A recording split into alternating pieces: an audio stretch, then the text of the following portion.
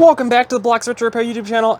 We just bought some extremely rare machines. And by bought, I mean I just picked them up for free on Facebook Marketplace. This right here is a Famaresa New City. Don't question my pronunciation of that. I have no idea how to pronounce it. I picked up this one that's in a weird red frame, and I picked up that one that's in a blue frame. There's also a Bally Dixieland back there that came with them, but that's not important. Those are pretty common. But these two are extremely rare. There is a total of 4 references that I could find to them online with a decent amount of searching. From what I can tell, these were made in Spain, so how they got to the US, I'm not 100% sure, and from what I can tell, this company did not make many machines. On the Arcade Museum website, they have a total of 2 machines listed, neither of which are this machine. Now, supposedly, this blue one back here works, except for it doesn't launch the balls up into the play area anymore. Apparently that stopped working, so the person was getting rid of it. That should be a pretty simple fix, but apparently this red one here was just included when the guy bought the blue one as a parts machine. From what I can tell, it seems complete, but I also haven't actually really looked inside any, so who knows? We really don't know. It doesn't have the glass covering this, but that playfield is in incredibly good condition, and so is its back glass, and the blue one is in just as good, if not better condition, and same with that back glass. They look absolutely incredible. But what's weird is these are solid state machines. They actually have circuit boards in them. They're not fully mechanical like pretty much every other bingo machine I've ever seen. I've never seen a solid state bingo machine before. That's really weird. But now let's go over what I found online. First up, the Arcade Museum.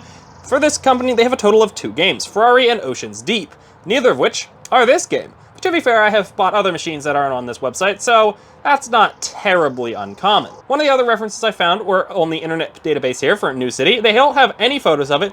They just have that it's solid state. They have the company, the manufacturer, Spain, yada yada. They have a manufactured plate, they think, of 1978, but they think that also might be an inspection plate. They don't actually know. I'm going to guess, since it's solid state, that's actually the manufacturing date, but genuinely no idea. But that's all they have on this website. However, on this website, I actually found the technical documentation for the machine. However, it's in Spain, and I highly doubt they're going to ship to the US, but I would love to buy this. But again, I don't think they're going to ship it all the way to me. Now, the difficult part is there's actually a few different machines called New City. As you can see, this one here was also made in Spain, but that's a completely different machine, and it's apparently a copy of a Gothleb game.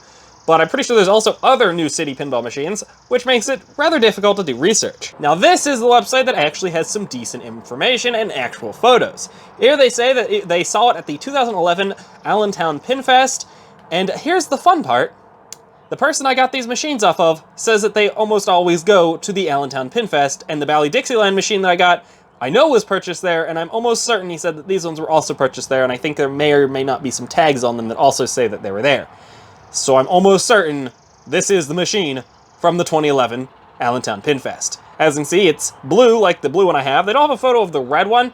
I'm gonna guess oh, they do have a photo of the red one.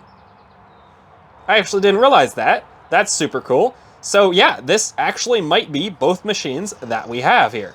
The blue one and the red one. Weirdly, they don't have a back glass on the red one, but I'm sure maybe they just had that off at the time of taking the photos. And as you can see, that red one is in really rough shape, and so is mine.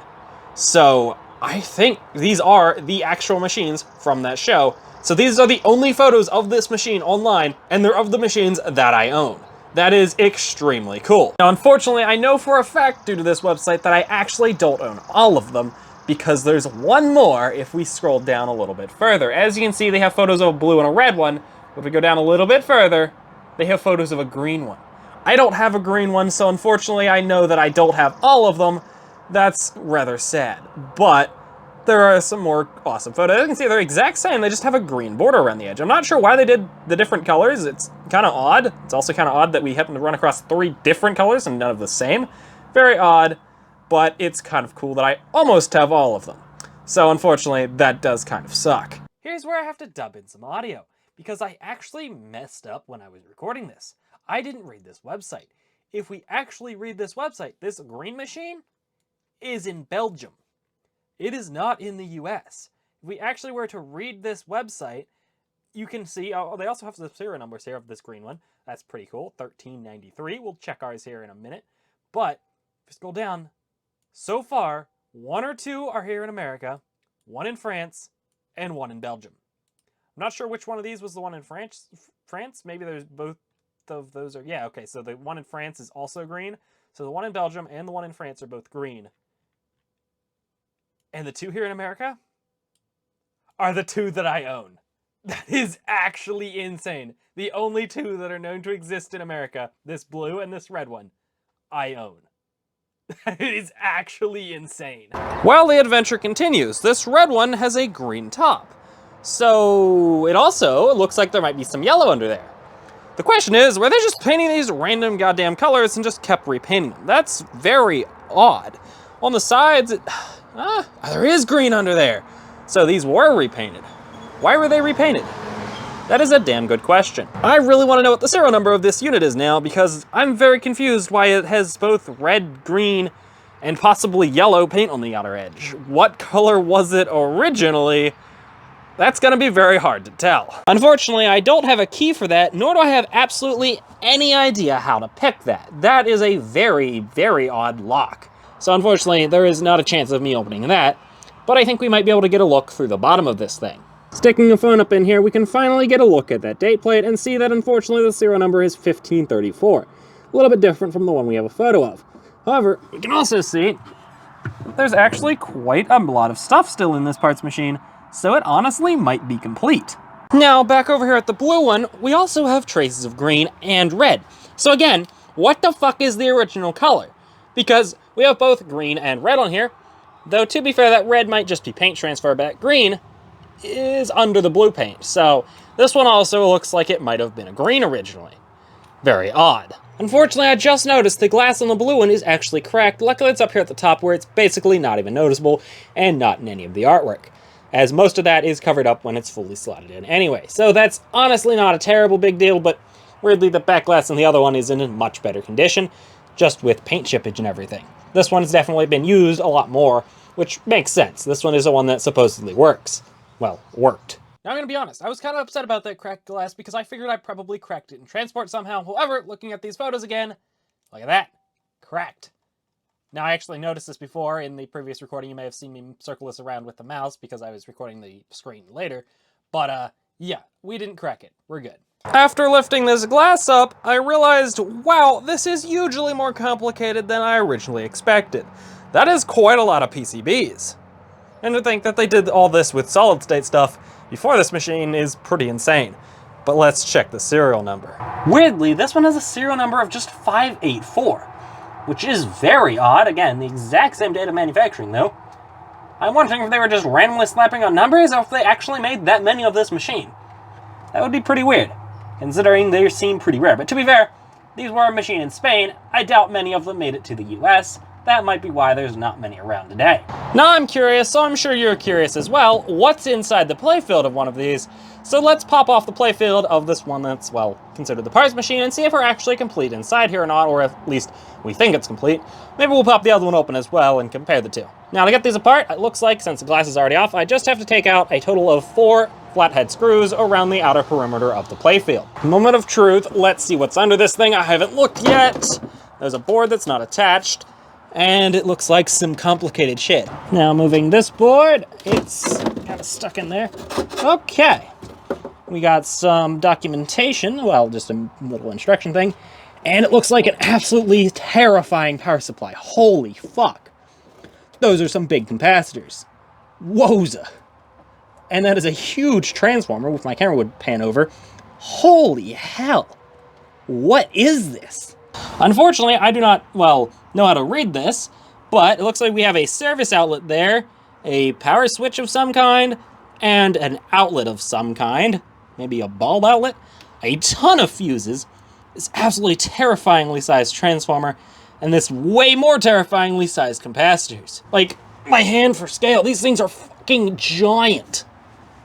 Those are like bigger than the big blue caps in an Atari cabinet. That is a 60,000 microfarad, holy hell, at 25 volts.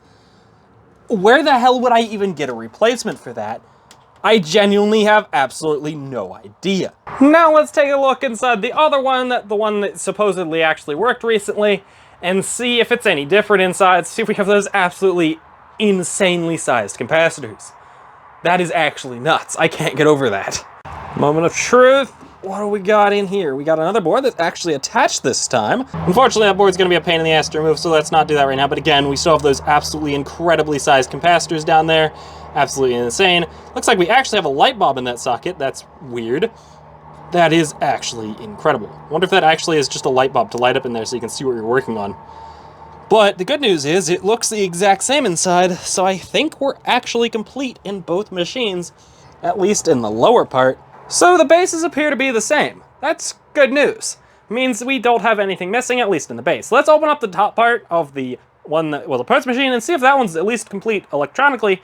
Then we might be able to get 2 of these extremely rare machines working. That would be really cool.